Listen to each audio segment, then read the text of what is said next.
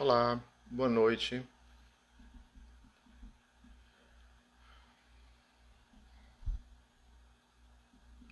Vamos aguardar o pessoal chegar.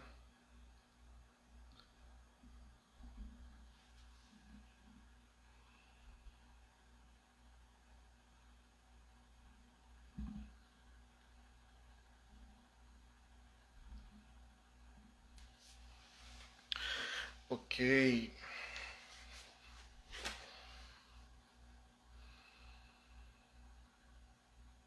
Muito bem, boa noite para todo mundo que está chegando. Vocês estão me ouvindo bem? Me deem esse feedback aí do som. Olá! Muito bem. Me dê o feedback do som, por favor. Está tudo certinho, está alto, está baixo. Ah, beleza, Lê.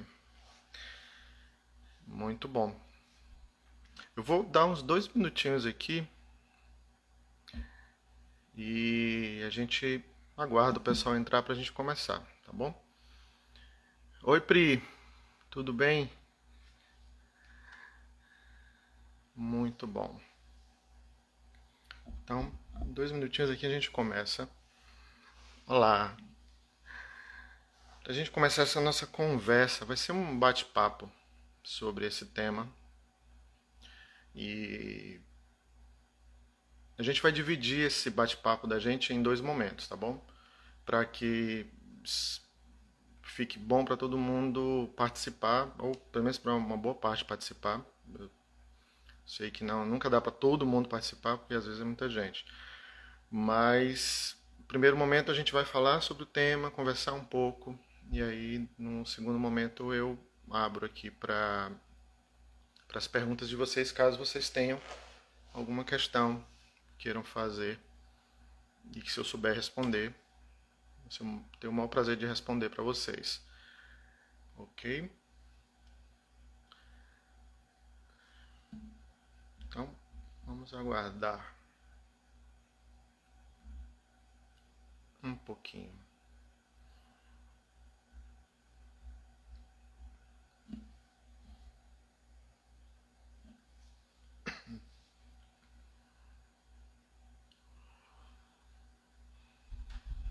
Muito bem. Então, turma, primeiramente é um prazer estar aqui falando para vocês pelo Yoga Brasil Asanas. E também quero já de início agradecer o convite, agradecer ao Ale, o Alexandre que me convidou. Nós somos dois Alês, né? Eu sou Alessandro e ele é Alexandre. E a gente, quando se conheceu, era essa confusão de Ale.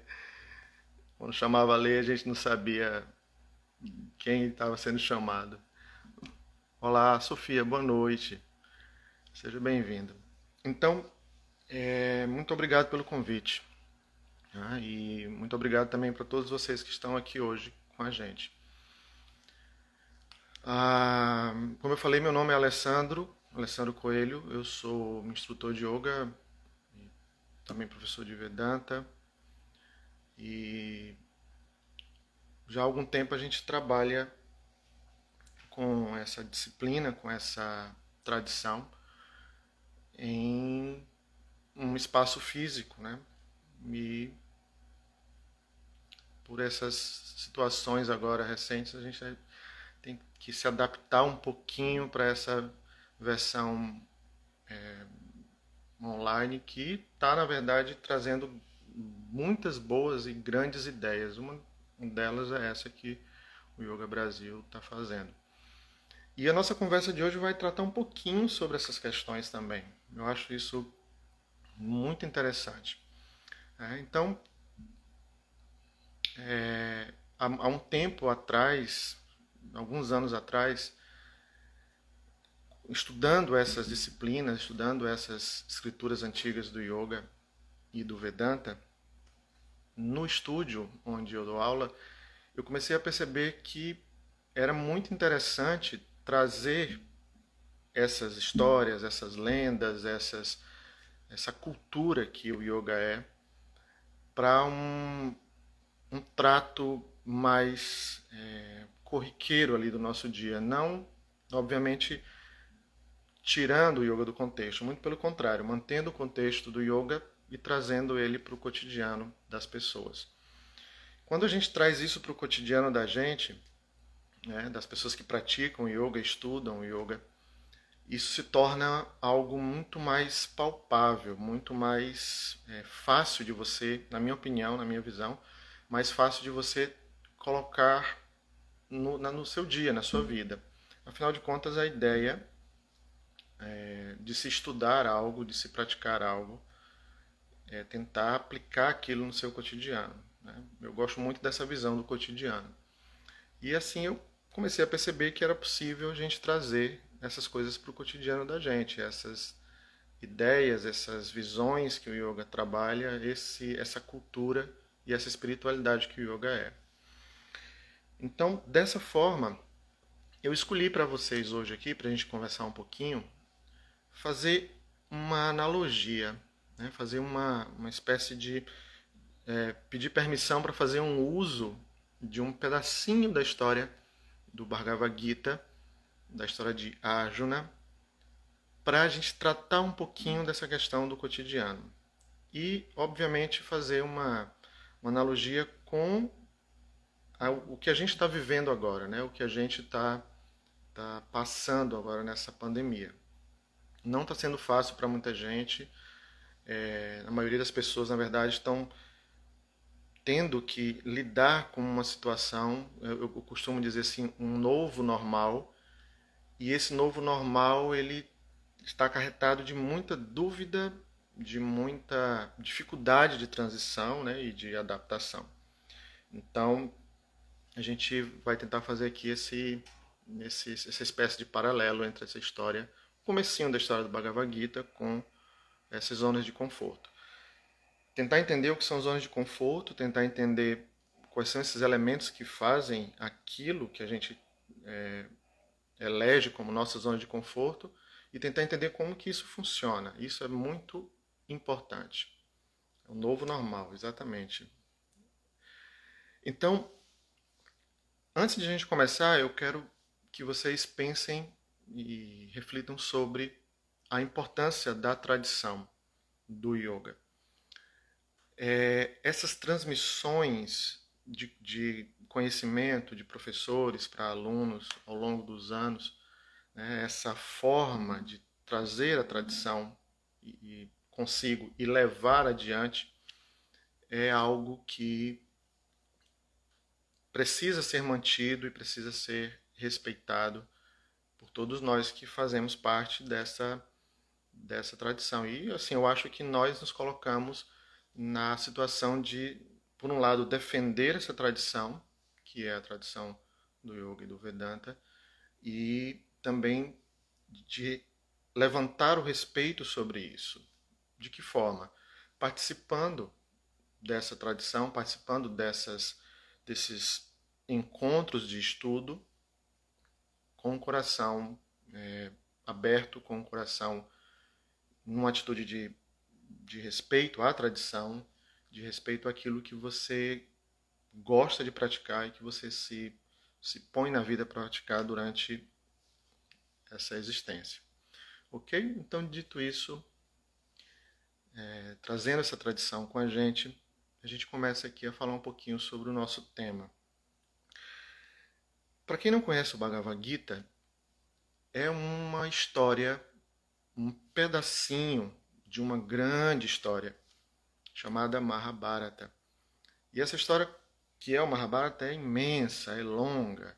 E ela conta basicamente, entre outras coisas, a história de duas famílias que ao longo dessa longa narrativa vão tendo vários episódios e dentro desses episódios vários ensinamentos. Em algum momento a história do Mahabharata é drama, em algum momento é comédia, é engraçado, em algum momento é uma boa ficção, mas todos esses momentos são recheados de bons e grandiosos ensinamentos. Essas duas famílias, em algum momento, lá na frente da história, elas entram num conflito, esse conflito vai sendo alimentado, até que culmina numa batalha, numa guerra, literalmente, né?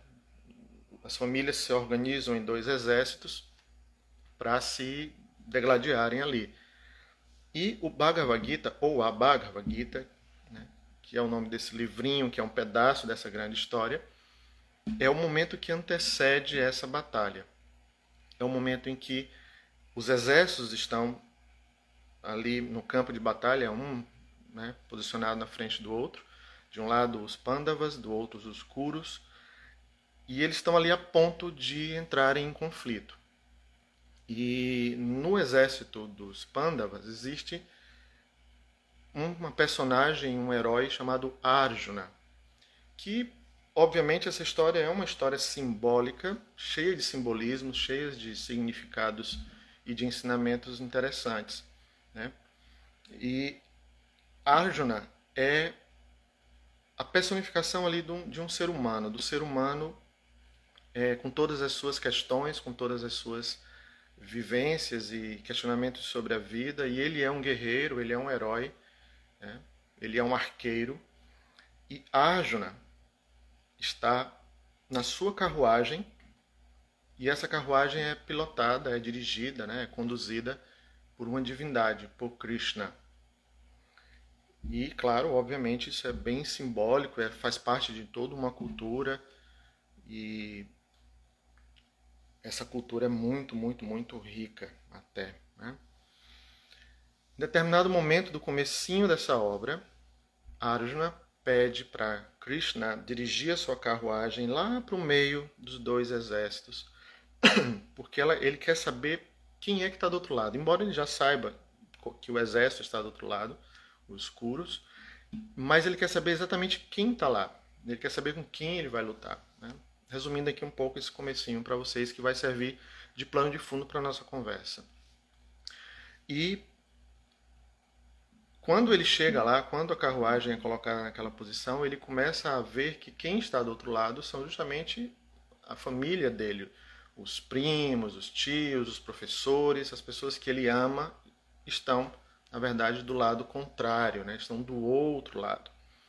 E naquele momento, naquele exato momento, Arjuna entra em choque. Ele entra, e assim, se você observar na descrição do que Arjuna sente, é como se fosse mesmo uma crise de pânico naquele momento. E ali ele narra que o arco dele treme, ele não consegue segurar o arco, ele não consegue fazer mais nada a partir dali, e ele começa a conversar com Krishna, que é a divindade que dirige a carruagem dele, e ele começa a dialogar com essa entidade, né, com Krishna, e de repente ele diz: eu não vou mais lutar, eu não quero mais lutar, não tem justificativa lutar contra os meus parentes, as pessoas que estão do outro lado. Não tem justificativa fazer isso, derramar esse sangue, não é nobre, não é justo. Como ele é muito justo, né? Arjuna é muito justo, ele tem esse choque, né, dessa realidade. E aí Krishna começa a conversar com Arjuna, tentando falar para ele, tentando ensiná-lo sobre o Dharma, sobre o que a gente conhece como Karma Yoga. E o livro, a Bhagavad Gita, esse pedacinho, é todo esse diálogo deles dois. Tá? Esse primeiro momento, que na verdade é um pouco do resumo do primeiro capítulo, que é o desespero de Arjuna, é o plano de fundo para o nosso bate-papo aqui hoje. As zonas de conforto. Existe ali naquele momento, e aí eu estou fazendo aqui já a partir de agora esse paralelo e essa analogia, naquele momento que Arjuna vê os parentes do outro lado, né, as pessoas que ele ama, que ele não quer entrar em combate, não quer tirar, não quer matá-los, não quer fazer aquele sangue jorrar daquela forma, né? É um momento de uma grande quebra de zona de conforto. Por isso, esse pedacinho faz plano de fundo para o que a gente vai conversar aqui agora, a partir de agora. E para a gente entender isso, a gente precisa partir do princípio. O que é uma zona de conforto? O que é que a gente entende sobre zona de conforto? Zona de conforto, dentro dessa visão que eu estou passando para você, porque isso aqui, lembrem-se, a partir de agora, é um ponto de vista sobre essa situação, não é uma verdade absoluta, não é um estudo tradicional da Bhagavad Gita. Para isso é necessário vários momentos como esse, porque é um estudo longo, profundo e acompanhado de muita atenção e dedicação de professores que ensinam dessa forma. Aqui é apenas um ponto de vista usando o plano de fundo, a história inicial de Arjuna. Então, o que é uma zona de conforto? As zonas de conforto são elementos vivos, são elementos compostos de vários outros elementos. É um grande elemento, desculpa, composto de vários outros elementos. Esses elementos são emocionais, esses elementos são materiais. Você pode encontrar esse elemento em uma pessoa ou em uma relação com alguém ou com várias pessoas. Então, por exemplo, a sua casa é um elemento de uma zona de conforto. Os seus parentes, fisicamente falando, né, a pessoa que é o seu parente e a sua relação com ela são elementos diferentes. A pessoa e a relação com ela. Então,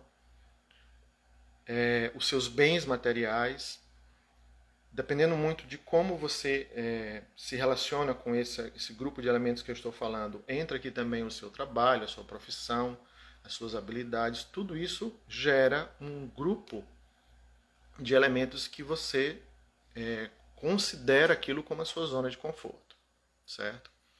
Por que eu digo você considera? Porque é você, o indivíduo, que vai usufruir do conforto dessa zona. Não é a zona de conforto, os elementos que vão ditar isso para você. É você que vai usufruir. Entendem? Então é a sua relação com esses elementos que fazem aquilo uma zona de conforto ou não. E eu disse que esses elementos são vivos, eles todos seguem uma linha, vamos dizer assim, um prazo de validade.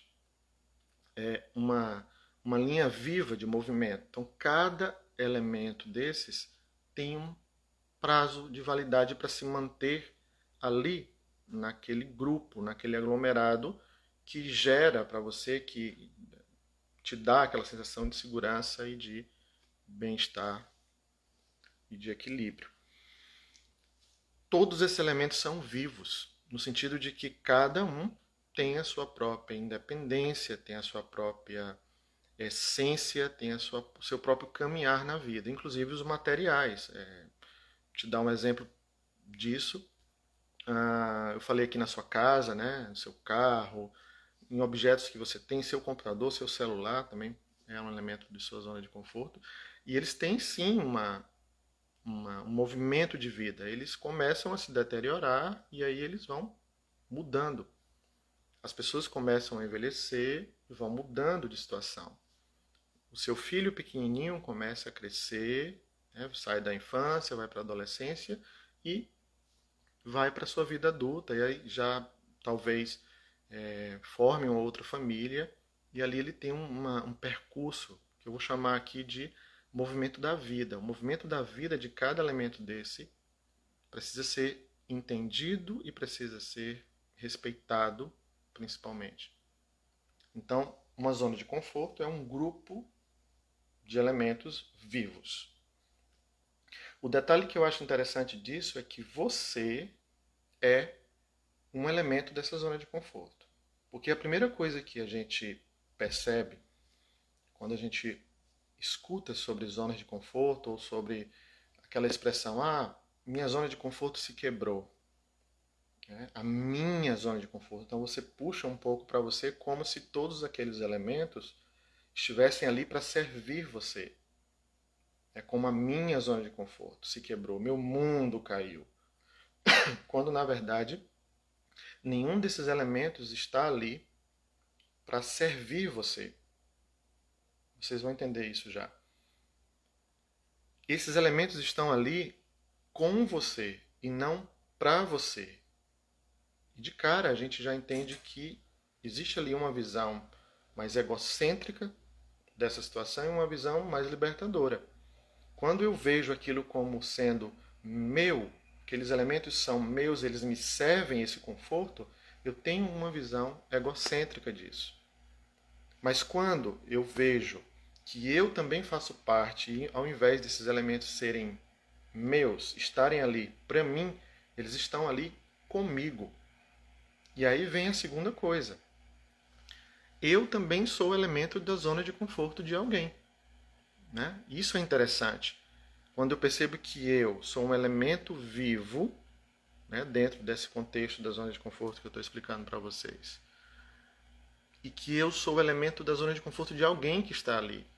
Então eu entendo que, na verdade, esse grupo de elementos, eles se conversam. Eles são elementos que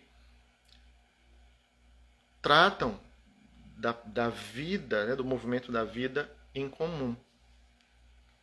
E isso é interessante, porque de cara você percebe que existe, na verdade, um senso de coletivo, não um senso de individualidade diante do que nós consideramos conforto e segurança para a gente. O que eu quero dizer com isso? Se eu me sinto confortável e seguro na minha zona de conforto, isso não se deve somente a mim ou os elementos que me servem, e sim ao que eu faço com esses elementos, a forma como eu relaciono com eles. E essa relação ela nunca pode ser esquecida. E essa relação parte justamente do coletivo. Como eu estou nesse coletivo, isso me traz essa sensação de conforto.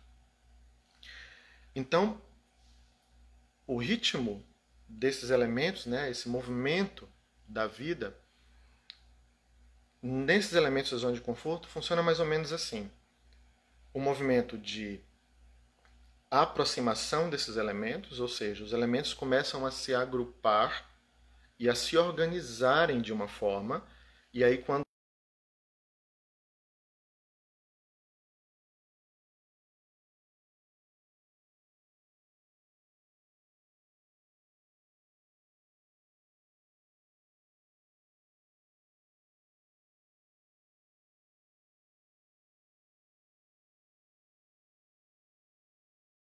parem novamente. Então o movimento é como se fosse o movimento da nossa respiração. Você inspira e expira, né? Um movimento de expandir e de voltar. É a mesma coisa dos elementos da zona de conforto. Eles se agrupam e eles se expandem. Ok? E nós também, não esqueça, nós como indivíduos estamos ali também nesse mesmo movimento. As coisas não estão ali pra gente, estão ali com a gente. Não esqueçam desse detalhe. Quando esses elementos se agrupam, dizemos, uma nova zona de conforto. Quando eles se separam, nós vamos falar, a zona de conforto se quebrou. É uma forma de falar, mas isso não quer dizer que essa quebra é a destruição desses elementos. Claro que a mudança de algum elemento pode ser tão forte que você julgue que aquilo se destruiu. Mas não necessariamente que a destruição da zona de conforto, a quebra, seja a destruição dos elementos. Eles apenas vão se separar, se afastar dessa relação e vão se reagrupar de novo, porque esse é o movimento da vida, como a respiração. Se afasta e se agrupa, se afasta e se agrupa. Isso é inevitável. Isso é, vamos dizer assim, natural e inevitável. Nós, como elementos da zona de conforto, nós podemos interferir nesse movimento. Nós podemos retardá-lo ou nós podemos acelerá-lo. Mas nunca vamos poder parar esse movimento. Você nunca vai impedir que alguém realmente mude, ou que cresça, ou que mude da infância para a adolescência, depois para a fase adulta, de que seu objeto ali, o seu instrumento musical, o seu celular, o seu carro, a sua casa se deteriore. Entende? Você nunca vai poder fazer isso. Você vai poder cuidar disso, né? Dar a atenção necessária, o cuidado necessário, e fazer isso se prolongar, se você desejar, ou acelerar a mudança desse elemento. Então, nesse movimento da vida, a nossa participação como um elemento na relação é essas interferências, vamos dizer assim, de acelerar ou retardar esse movimento. Pará-lo não dá. Então, olha que interessante. Quando a gente entende esse movimento, entra em cena uma outra situação, que é a situação que talvez vocês agora vão perceber que é bem, vamos dizer, atual para o nosso momento, que é as necessidades de adaptação a esse movimento. Quando essa sensação, essa necessidade de adaptação à situação acontece, é ali o momento crucial para que você aprenda sobre a vida. É a hora de aprender. É no momento justamente que esses elementos começam. Porque esse movimento não é parado, né? Ele não é, os elementos não estão estáticos, eles estão em movimento. Então, quando eles começam a se afastar dessa relação, você começa a sentir o incômodo da necessidade de se adaptar àquilo. Então, por exemplo, o meu filho que agora cresceu mais um pouco e, por exemplo, né, vou dar um exemplo aqui, e agora ele namora e agora ele é noivo e daqui a pouco ele casa e vai deixar a minha casa, né? Vai se afastar de mim. Se eu não entender o movimento da vida e a individualidade dessa personagem na minha vida, que é o filho, eu não vou conseguir, por exemplo, entender que esse é o caminho natural da vida do meu filho ou da minha filha. E eu vou tentar, na verdade, segurar esse movimento. Lembra, a gente não pode parar o movimento, a gente pode acelerar ou retardar um pouco, mas a gente não pode parar. E muitas pessoas, nesse exemplo que eu estou dando, têm a vontade de parar. Não, meu filho não vai deixar minha casa, meu filho não vai sair daqui, não vai abandonar o seu pai, a sua mãe. Tem pais e mães que sofrem muito com isso, a síndrome do ninho vazio, e sofrem mesmo com isso. Né? Não é um sofrimento fácil, nem o sofrimento é fácil, mas não é uma coisa fácil de se lidar. E aí entra esse engano de poder, de achar que você pode parar o movimento. Seu pai envelhece e vai deixar essa vida, você vai envelhecer e vai deixar essa vida, e você se apega à ideia de que você pode parar isso. Eu não quero que ele morra. Claro, a gente não quer. Mas quando a gente entende o movimento, a gente cria uma possibilidade de uma aceitação verdadeira e não aceitação de, como eu sempre digo assim, quando você não entende aquilo, você não aceita, você engole. Mas quando você entende, a aceitação é natural. Da mesma forma, a questão do filho, da filha, né, que vai formar a sua família. E aí você entende que não é o sofrimento que ensina. Porque o sofrimento entra justamente nesse momento. O sofrimento aqui nesse exemplo, ele surge porque você tenta parar o movimento da vida. Ah, o meu violão não pode quebrar, o meu celular não pode quebrar, a minha vida toda está ali, meu Deus, roubaram meu celular. E aí eu fico... Entendem? Quando eu tento parar esse movimento, eu não compreendo ele. Eu sofro. Então o sofrimento surge porque você quer parar. A necessidade de adaptação surge quando o movimento continua. Então nós temos de um lado a necessidade de adaptação e do outro lado parar esse movimento. E aqui no parar está o sofrimento. Então olha só, se para aprender, crescer e se desenvolver na vida, você precisa permitir que as coisas se movimentem e você se adapte a isso. Foi assim que você fez desde quando você nasceu, né? Saiu do ventre da sua mãe, nós saímos, começamos a nos adaptar, a ter que respirar, a se alimentar pela boca, a lidar com o clima, com as sensações, com as pessoas. Começamos a engatinhar, caímos, levantamos. caminhamos, corremos, entendem? Nos adaptamos e aprendemos a lidar com a vida. O aprendizado que eu estou falando aqui é o aprendizado sobre a vida, sobre essa existência. E aí, a partir daquilo, a gente vai crescendo. Se eu paro isso, porque é impossível parar, e por isso vai doer, e por isso vai sofrer, eu tenho o outro lado, que é contrário ao aprendizado. Então, aqui você percebe que sofrer não ensina. Sofrer atrapalha o ensinamento, o aprendizado.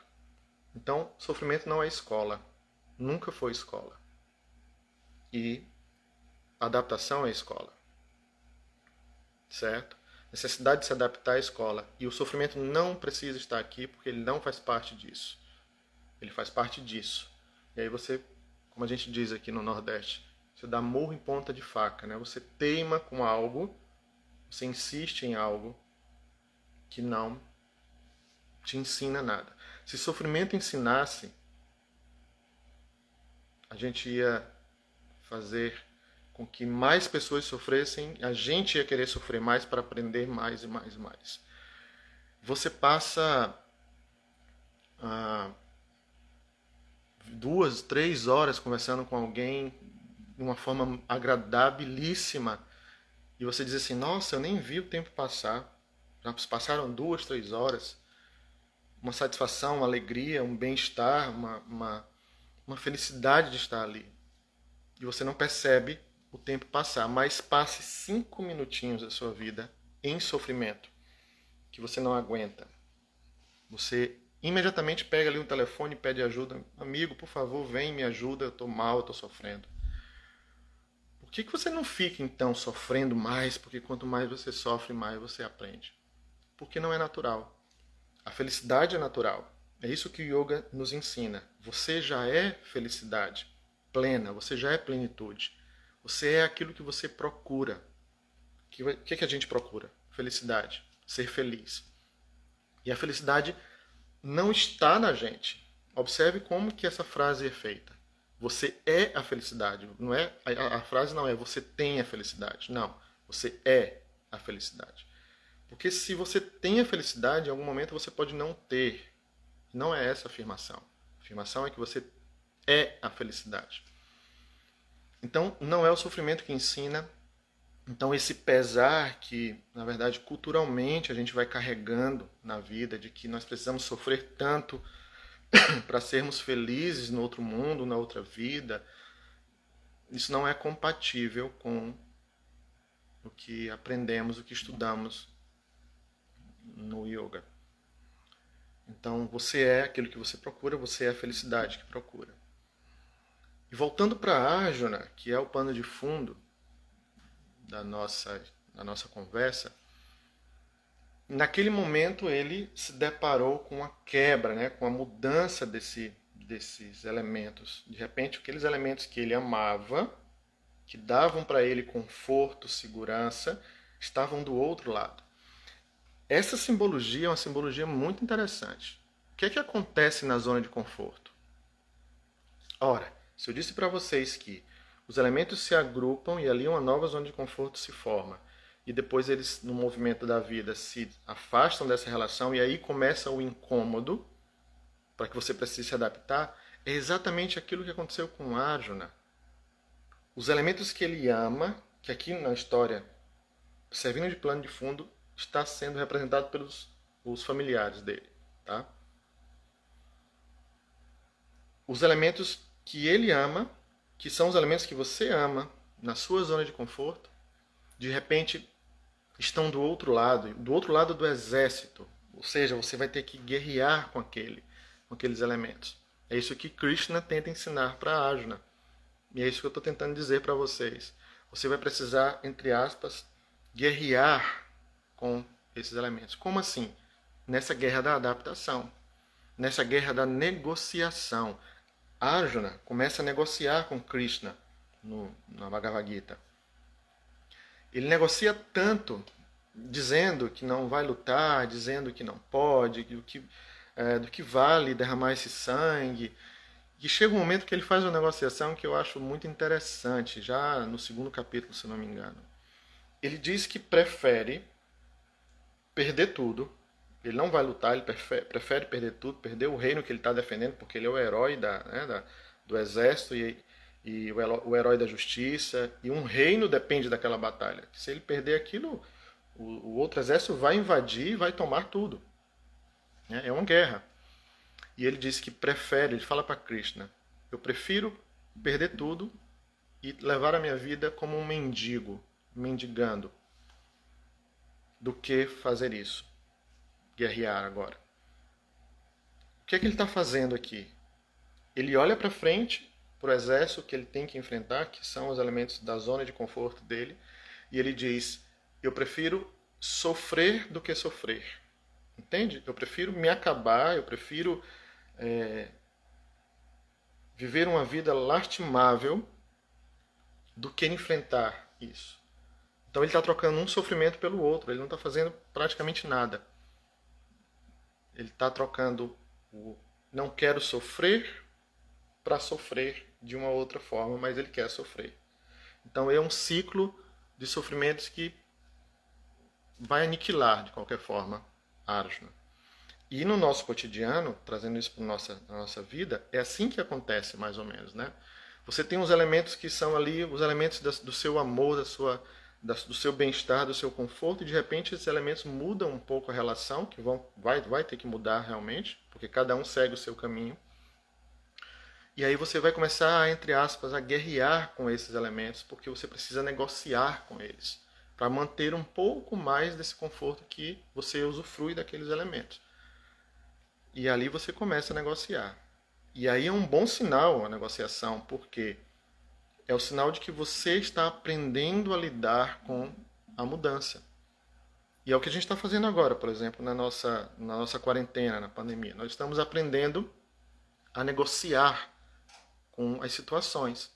E esse novo normal, que eu me referi no começo, é uma nova forma de você vivenciar isso. E você vai chegar nesse novo normal como?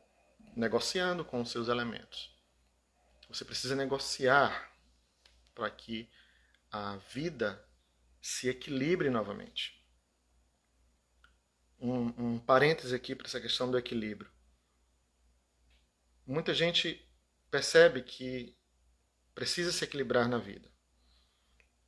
E eu sempre escuto falar assim, eu preciso centrar e me equilibrar ali. Eu não posso nem para lá, nem para cá. Eu preciso me equilibrar. E eu digo para essa pessoa, digo para vocês, não, você precisa ir para lá e para cá. Ir para lá.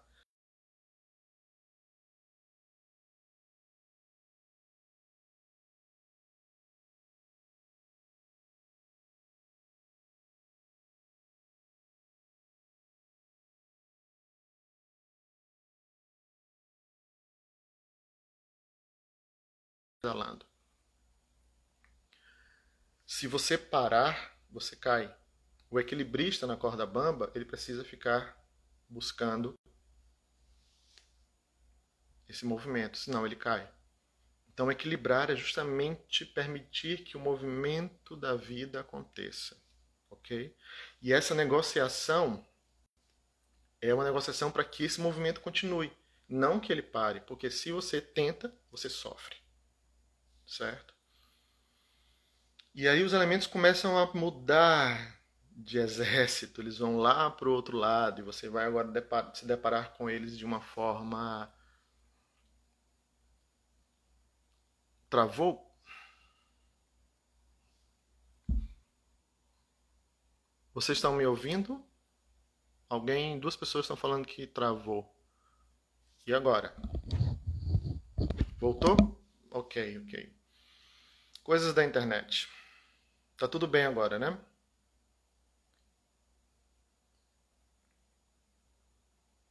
Bom, se tiver travado vocês... ok, já voltou. Bom, então, não sei onde travou, não sei em que parte, mas vamos lá, vamos continuar. E já eu abro para vocês para perguntas, se vocês quiserem. Então, esse movimento é o que traz o equilíbrio. Então, permitir que o movimento aconteça, não tentar pará-lo, ok. não tentar pará-lo é justamente o que vai fazer com que você se equilibre, que você se mantenha em equilíbrio na vida. Por exemplo, agora na pandemia, não é para tentar parar, é tentar se movimentar, tentar entender qual é esse movimento agora que está acontecendo e tentar se movimentar, vivenciar o que precisa ser vivido, vivenciado, depois mudar, depois mudar, depois mudar, depois mudar, e aí você se mantém em equilíbrio, porque o equilíbrio é movimento constante, não é parar. Lembrem-se disso. Sair dessa zona de conforto de uma forma consciente. Lembrem-se uma coisa, aproveitar o comentário, o seu comentário agora. É preciso que a gente viva a zona de conforto. E naturalmente a gente, com ela, mudemos para outra zona de conforto. Nós vamos sair de uma zona de conforto para outra sempre, até o restante da nossa vida. Nós não vamos ficar sem zona de conforto. Existe apenas um momento que nós ficamos fora de uma zona de conforto, que é no momento da transição para outra, quando aqueles elementos se afastarem e vão se reagrupar de uma outra forma. Entendem? Nós precisamos da zona de conforto, porque é o momento em que você descansa e se prepara para as novas adaptações. E é o momento das relações se fortalecerem. O momento da zona de conforto, do descanso dela, é onde você fortalece as suas relações para se preparar para as mudanças e para o aprendizado. Entendem? Então nós precisamos da zona de conforto. Não é ruim, não. O que é ruim é você, na quebra, na mudança, você tentar se apegar àquilo. Isso é apego puro. E aí você sofre porque você quer parar o movimento, que é o movimento da própria vida.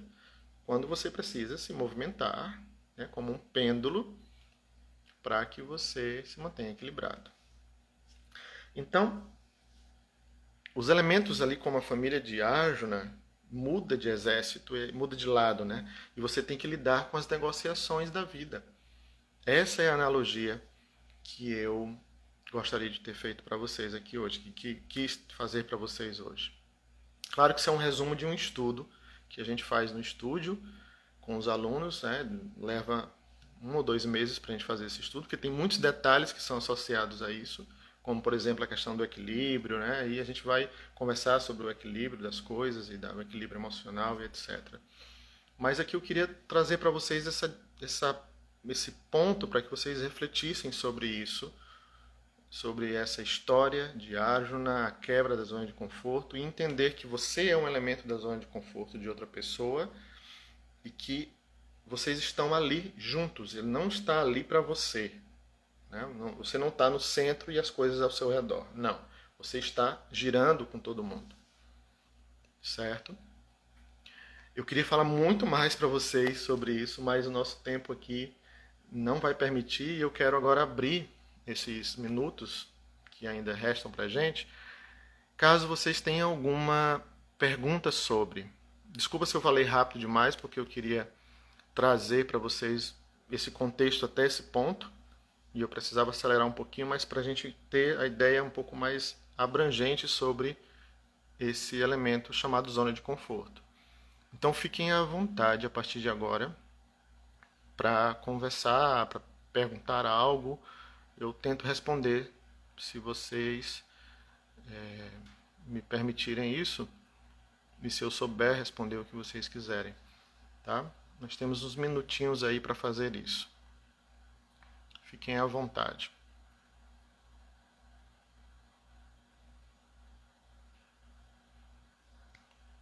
Travou de novo?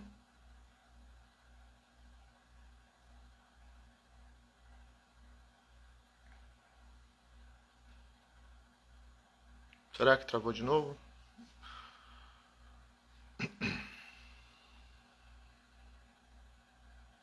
Ah, tá. Entendi. Entendi. Bom, será um prazer voltar.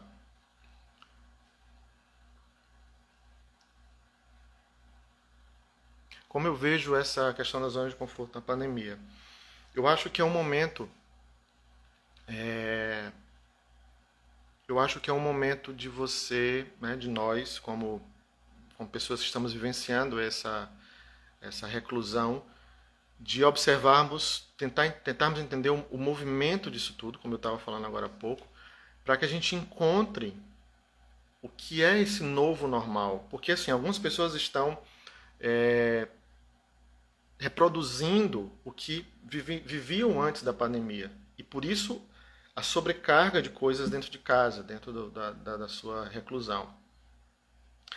Elas tentam reproduzir aquilo que elas reproduziam numa vida, num formato cotidiano anterior. Elas não pararam para olhar quais são os elementos agora que estão próximos, qual é a relação com esses elementos agora. Que a relação mudou, os elementos mudaram, a relação mudou. Houve um distanciamento desses elementos e agora eles estão se reagrupando de uma nova forma. Como eu falei, é um novo normal.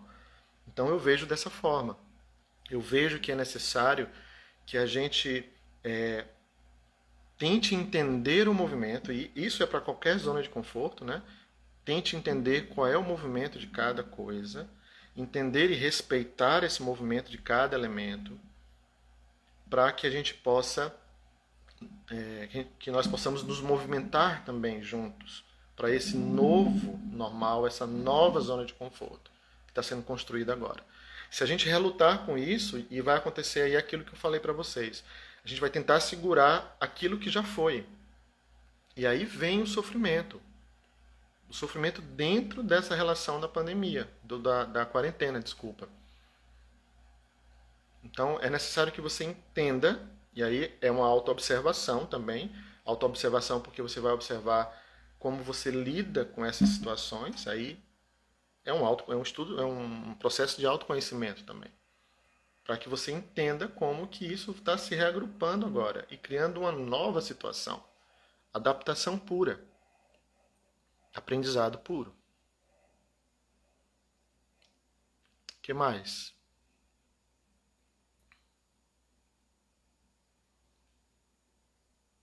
Estamos sendo forçados a sair da nossa zona de conforto. É um forçado que não é bem forçado, vamos dizer assim. É um movimento natural. A gente sempre pensou, imaginávamos, né? Imaginávamos inclusive até através do cinema, né? Da arte, como seria uma situação dessa, e os cinemas fizeram tudo isso. A gente sabe que isso é possível acontecer. E quando aconteceu agora, a gente estranhou, porque agora é real, né? Não é mais cinema. Então, é um movimento natural das coisas, as coisas vão se encaixando. Claro, poderia ser diferente, sim, poderia ser diferente. E pode ser diferente. Mas não é bem um forçado, mas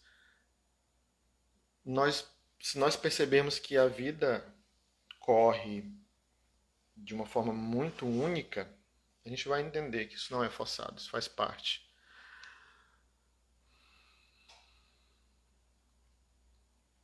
Sobre o que Krishna fala para Arjuna, né? Qual é a orientação? No geral, a orientação de Krishna é sobre o cumprimento do Dharma. Ou seja, que Arjuna caia em si, né? Se dê conta de que ele precisa cumprir aquilo que ele se propôs a cumprir como elemento que ele é desse conjunto, entendem? O Dharma ali, ele cumpria vamos dizer assim, a lei universal que mantém aquilo organizado, ou seja, ele precisa lutar, e aí lembre-se que a história é uma história simbólica, tá? Krishna não está incentivando a morte ou a guerra, nada disso, é um ensinamento dentro de uma história. Ele quer que Arjuna assuma o papel dármico dele. E assumir o papel dármico é você ocupar a sua ação, o seu momento de vida de uma forma responsável. Por exemplo, eu vou dar um exemplo talvez bem maluco aqui para vocês. Imagine na situação que nós estamos agora, profissionais da saúde que estão ali na linha de frente da questão da pandemia, mas sempre estiveram ali, sabe, vamos dizer assim, sem na verdade ter aquela inclinação dármica. Ele está ali ocupando o espaço dármico de outra pessoa que gostaria realmente de fazer algo pelo outro. Vocês entendem o que eu estou dizendo, né? Está ali talvez porque a profissão dê status, ou era a única coisa que ele tinha na mente na época que escolheu, ou ele foi empurrado, né, pelas questões familiares, etc., para aquilo. Então ele está ali ocupando o espaço dármico de outra pessoa. Então, Krishna tenta falar para Arjuna, tenta mostrar para ele que ele é aquele herói e ele precisa cumprir aquilo. Aí vem o ensinamento do Karma Yoga que eu falei no início para vocês. Mas isso recai sobre a gente. Qual a nossa posição em toda essa questão da nossa vida e toda essa questão que estamos vivendo agora? Qual o nosso posicionamento? Como nós podemos cumprir o nosso Dharma, nossa atuação dármica aqui? Né? E aí vem de novo aquela história, aquela consciência sobre o coletivo. Não é só você sozinho tendo que se salvar sozinho. Toda uma consciência de um coletivo. Se o seu papel dármico é não sair de casa para não contaminar ninguém ou para não ajudar a disseminar isso, cumpra o seu papel. Isso é necessário.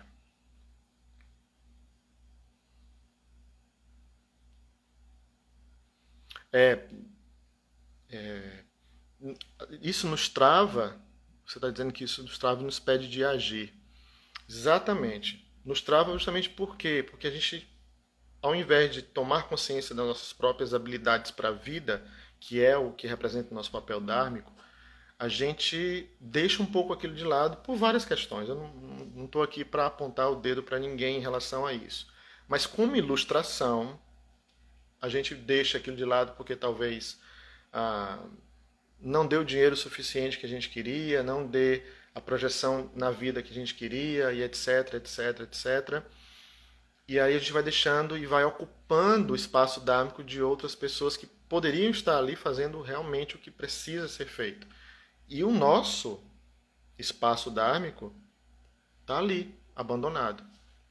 Então não ache que a sua atuação na vida é ínfima, não é. Ela é muito importante, sabe? Muito importante. Desde a pessoa que deixa a sua praça limpa, que trabalha para deixar aquela praça limpa, a sua cidade limpa, as pessoas que estão na frente, na linha de frente, na área de saúde, você que fica em casa, você que cuida dos seus, tudo isso é extremamente importante. Olhando para essa questão da pandemia, nós não vamos passar por isso só por conta dos médicos, não. Nós vamos passar por isso com todo mundo cumprindo a sua ocupação dármica. É mais ou menos isso que Krishna tenta botar na cabeça de Arjuna. Alguém tem mais alguma pergunta, pessoal? Eu queria responder. O tempo aqui é 1 hora, eu acho que já está quase dando, eu não recebi nenhum aviso aqui ainda do Instagram, mas a qualquer momento a gente perde essa conexão. Mas fiquem à vontade para fazer as perguntas que vocês ainda quiserem. E já de agora eu quero novamente agradecer a presença de vocês. Muito obrigado por vocês participarem aqui dessa conversa, né, desse diálogo da gente. É um diálogo que vocês também estão falando daí para cá. E agradecer mais uma vez o Yoga Brasil Asana. Agradecer ao Ale por ter me convidado. Agradecer vocês e deixar aqui já de antemão que estou à disposição para continuar essa conversa. Tem muita coisa para a gente conversar sobre isso. Tem muitos detalhes nessa fala que eu falei para vocês, que eu trouxe para vocês, que a gente é um estudo separado, né? Então agradeço, muito obrigado e espero que vocês fiquem bem, que vocês cumpram a tarefa dármica de vocês. É isso que vai fazer a diferença. Muito obrigado, abraço para todo mundo. E acho que a gente fica por aqui. Tá bom? Então, namastê. Fiquem bem, se cuidem, fiquem em casa, cuidem das pessoas que estão mais próximas, ajude quem precisa de ajuda, Saudade também de você. Fiquem bem. Até um próximo encontro. Tchau para vocês. Namastê.